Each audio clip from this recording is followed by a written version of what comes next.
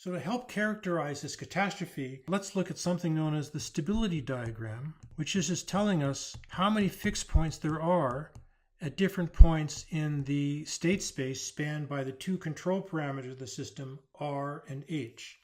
So let's plot as a function of R, and we chose R to be always positive, and so really our control parameter was H, which determined the height of our function.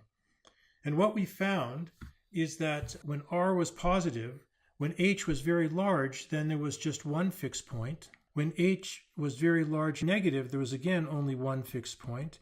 But there was some intermediate regime where there were three fixed points. And then what we found is that there was this locus of points within the range plus HC and minus HC that demarcated where I had three fixed points from one fixed point.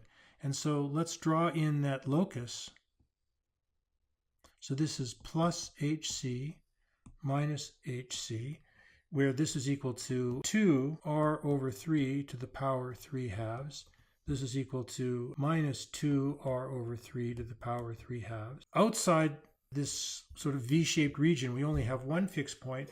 Inside, we have three fixed points.